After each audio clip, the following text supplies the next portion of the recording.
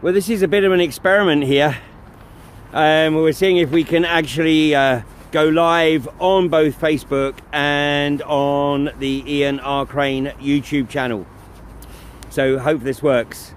Well, gosh, it's cold this morning. It's minus 6 degrees here, but I'm not in my usual location. Let's see if we can get a bit more light on the matter here as the sun comes over the hills behind me.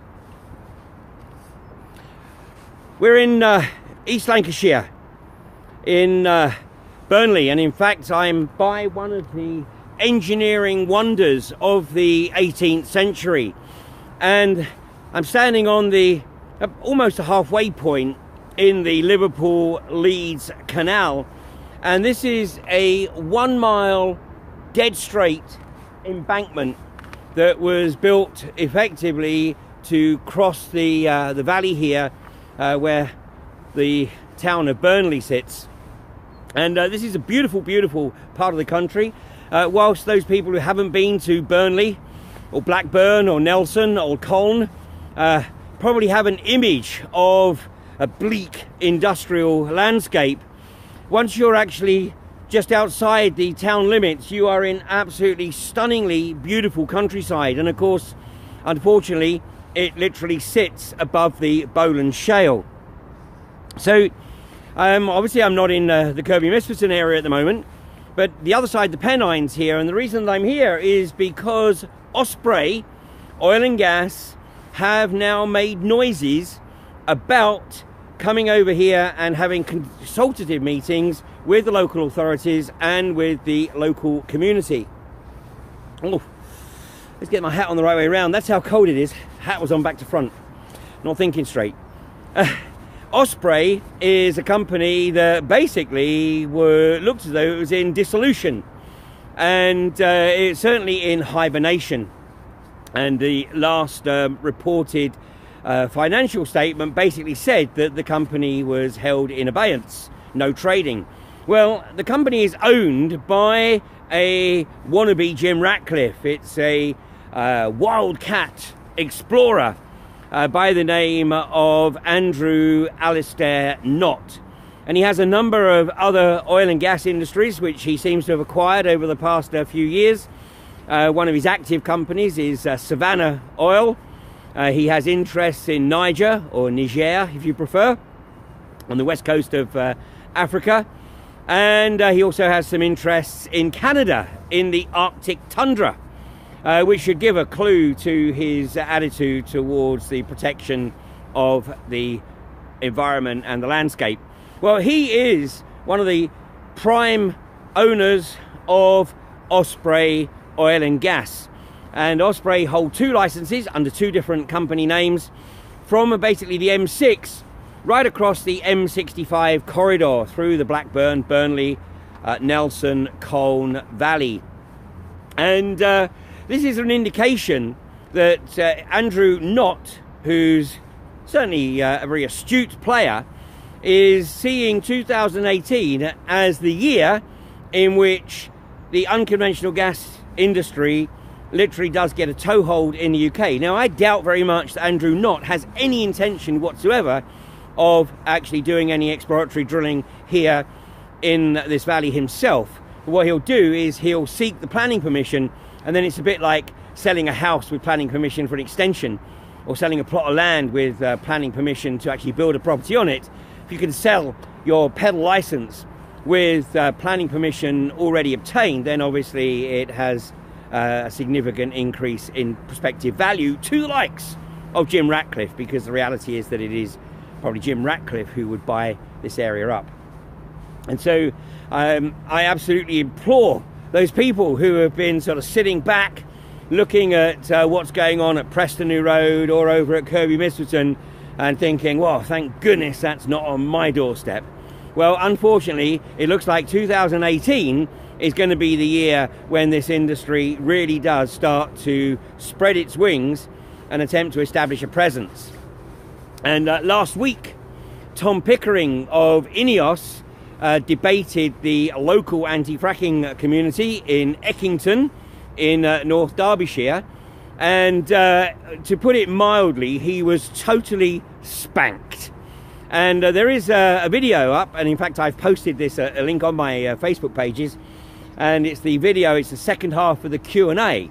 But if you want to get a flavour for how that meeting went, just look at the last 55 seconds of that video, which is when the audience was invited to take a vote, and the meeting was chaired by the local MP. But the audience was invited to take a vote, and it was absolutely unanimous. I didn't see a single hand in the room go up when the chairman invited those in favour of unconventional gas industry moving into the area. And yet when he asked for those against, it was absolutely, look, unanimous. I didn't even see a hand go up for the abstentions. And this is, of course, what you will see almost at any public event where the industry challenges anybody who's done a little bit of research, because Tom Pickering of INEOS can only literally talk in palliatives, sound bites, and hope to goodness that you don't go away and do your own research.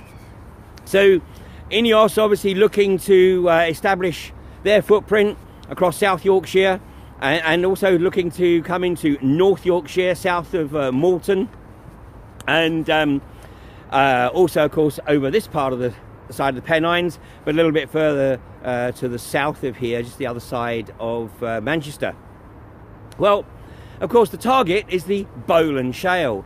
And where I'm standing right now is right above the Bowland Shale. In fact, I'm just a few miles south of the stunningly beautiful forest of Bowland, from which the Bowland Shale takes its name. And yet few people stop off in this area because they're too busy hammering up the M6 to go up to the Lake District or into Scotland. Well, another factor, of course, is that of the waste. And this is an issue that really hasn't had enough attention on this subject. And in fact, the industry and the government completely really tries to dismiss or ignore any questions regarding the waste, because the bottom line is they actually haven't got a clue.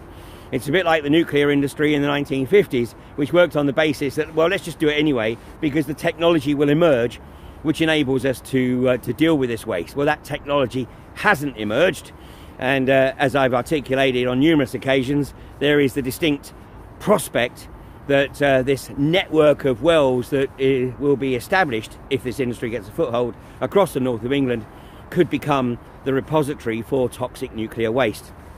And to give you an idea of how easily that could be hidden, of course, the Infrastructure Act has removed any requirement for any consultation with the local community of anything that's disposed of down these wells. And at this Eckington meeting, Tom Pickering stated that their objective was to be looking at about 400 wells in an area just 6 miles square. 400 wells. Now, it's not 400 vertical shafts, that's 400 laterals off of goodness knows how many vertical shafts on multiple well sites. So that's 400 wells in a 6 mile area. So potentially across the north of England there could literally be, like southern Queensland, many thousands of wells, and the waste that this will generate is way beyond anything like the capacity that we have here in the UK. And just to put that in perspective, a few days ago it was announced that Donald Trump is going to be taken to court by the Center for Biodiversity in the US following his announcement to permit a further 74 million acres of the Gulf of Mexico to be explored. Now, to put that in perspective, the UK is about 60 million acres. So that's about 25% more area than the UK to be licensed for oil and gas exploration.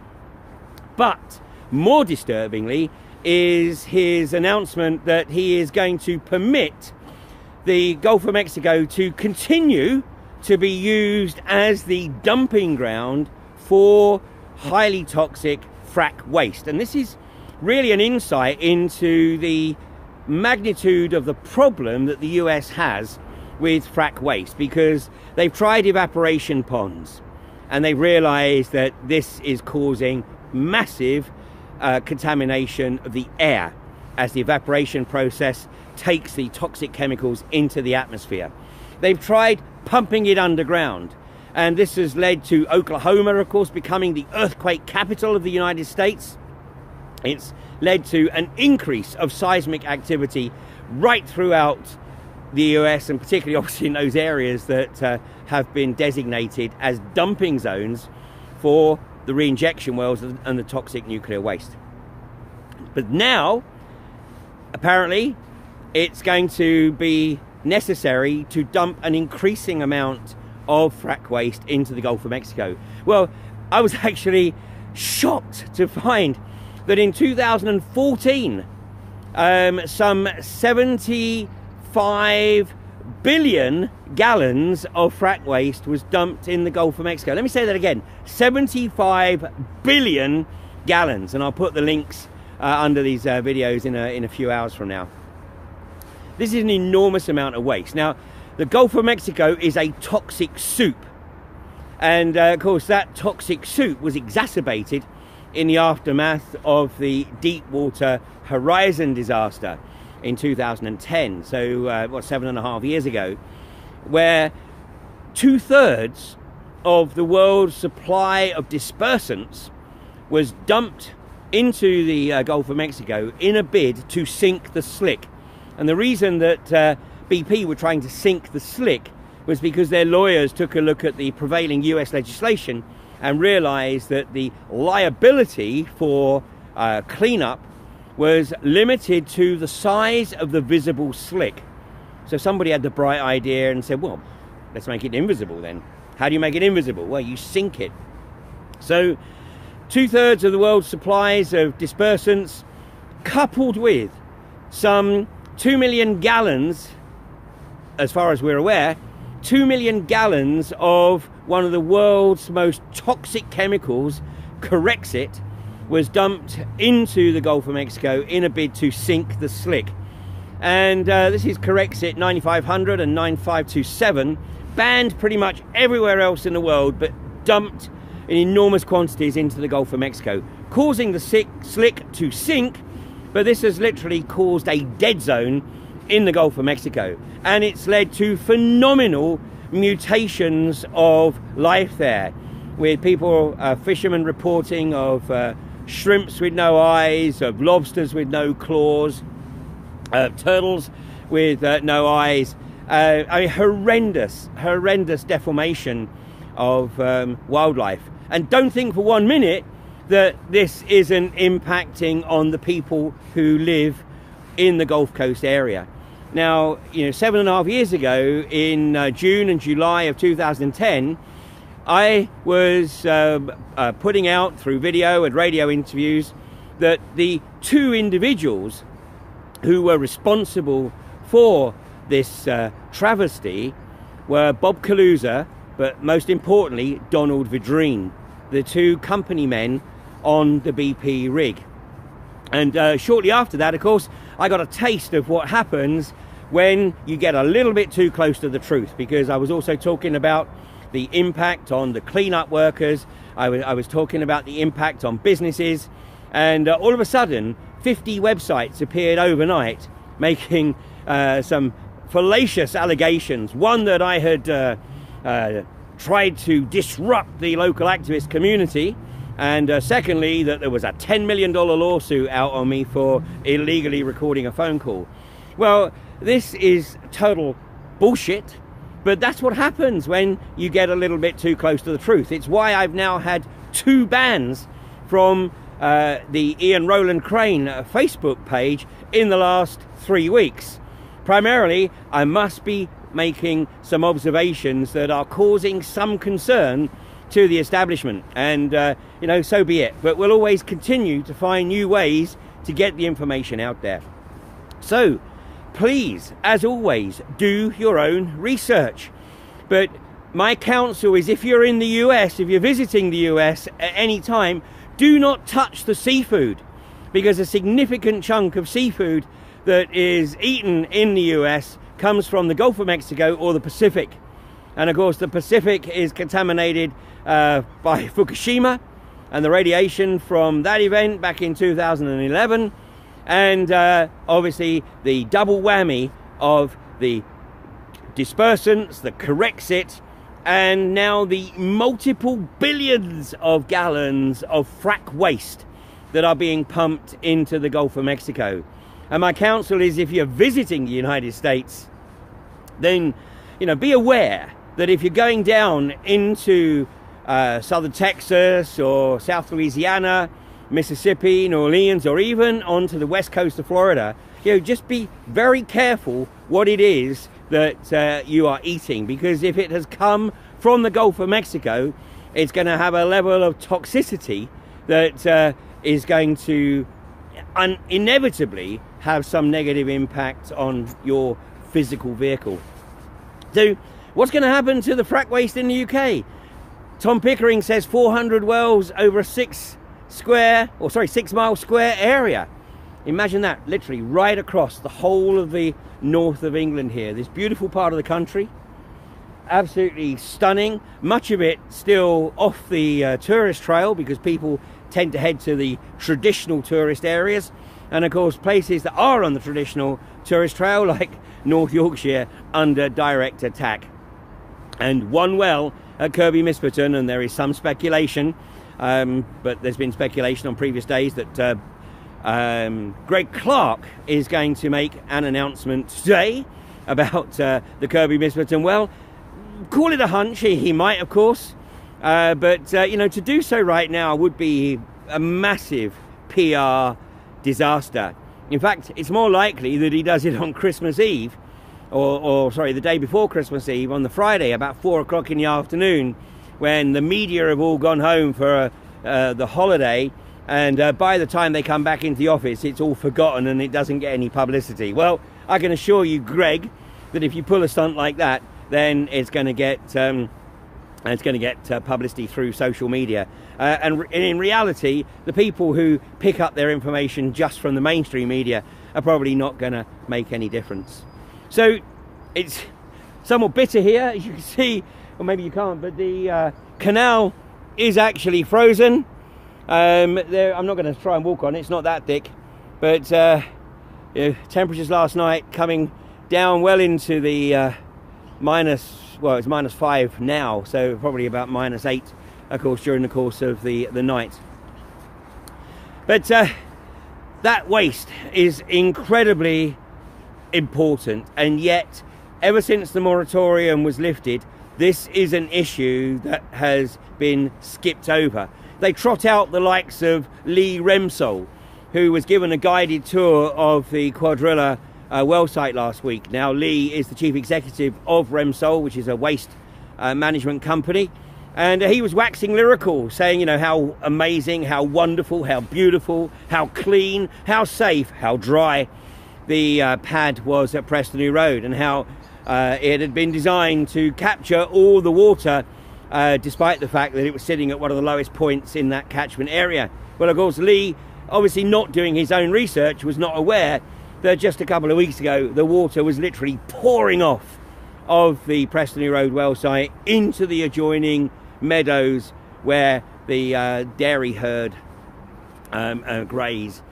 So Lee Petts of Remsol, of course, has a vested interest. He is hoping to benefit significantly from the millions of gallons of frack waste, and if he finds that the Remsol process can't handle it, then he'll probably just do, or try and do, what United Utilities did nearly 7 years ago, which was quietly dump some 2 million gallons of liquid waste from the pre-salt frack into the Manchester Ship Canal, and hope that nobody notices. So we are on the cusp, at the back end of 2017, of the sociopaths in British government and the sociopaths in the unconventional gas industry looking to go into 2018 with every intention of literally destroying the ecology of the UK, of turning large tracts of this countryside into land that is unusable and uninhabitable. And if we're going to put pay to that, then we, the collective we, need to get involved at every stage of the process.